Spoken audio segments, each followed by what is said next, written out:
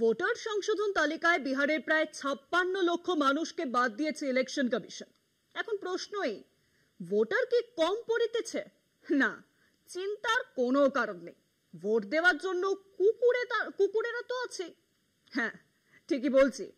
ভোটের বিহারের নাগরিক হিসেবে রেসিডেন্ট সার্টিফিকেট পেয়েছে একটি কুকুর, তার নাম ডগ বাবু।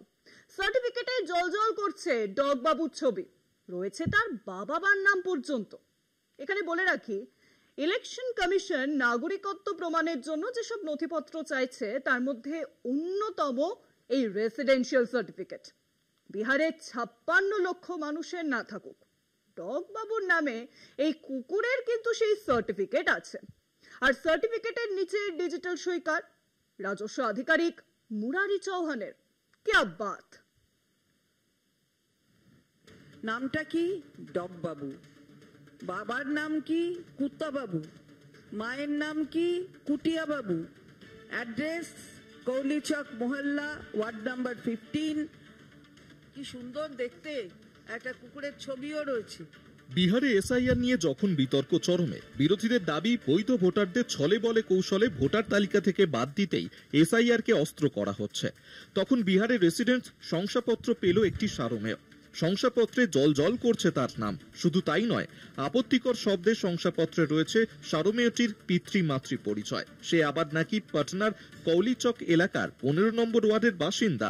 সাধারণ মানুষের অধিকার ছিনিয়ে নিয়ে কুকুরের নামে ফেক ভোটার আইডি কার্ড করে যাতে নির্বাচনের সময় ভোট লুট করে বিজেপিকে বাড়তি সুবিধা করে দেওয়া যায়, নির্বাচন কমিশন এই যে পুরো ঘটনাটা জলের মতো পরিষ্কার, দিনের আলোর মতো পরিষ্কার, একটা পার্টিকে খালি সুযোগ করে দেবে বলে তাদের তৈরিবাহক হিসেবে কাজ করে দেবে।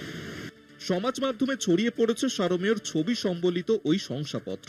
বিহার সরকারের শিলমোহরও রয়েছে তাতে। শংসাপত্রে ডিজিটাল স্বাক্ষর রয়েছে আঞ্চলিক অফিসের রাজস্ব আধিকারিক মুরারি চৌহানের। ভোটমুখী বিহারে ভোটার তালিকা আতশ কাচের নিচে রাখা হয়েছে, আর তা করতেই নাকি সাম্প্রতিক সংযোজন এসআইআর। এখন প্রশ্ন, কড়া নজরদারির মধ্যে একটি সারমেয়র নামে রেসিডেন্স শংসাপত্র কিভাবে? বিরোধীদের দাবি, বৈধ ভোটারদের সরিয়ে সারমেয়র নামে রেসিডেন্স শংসাপত্র বার করে আদতে বিজেপি সরকারকে সুবিধা পাইয়ে দেওয়া হচ্ছে। কারা প্রকৃত ভোটার, কাদের নাম তালিকায় থাকবে তা নির্ধারিত হচ্ছে কমিশন নির্ধারিত 11টি নথির ভিত্তিতে। ঘটনাচক্রে এই 11টি নথির মধ্যে রয়েছে রেসিডেন্ট সার্টিফিকেটও। বিতর্কের মুখে পাটনার জেলা শাসক ত্যাগরাজন এসএম বিষয়টিকে গুরুতর বলে অভিহিত করেছেন। তিনি জানিয়েছেন, যে সমস্ত কর্মী এবং আধিকারিকরা এই গাফিলতির জন্য দায়ী তাদের সাসপেন্ড করা হবে। কলকাতা টিভি।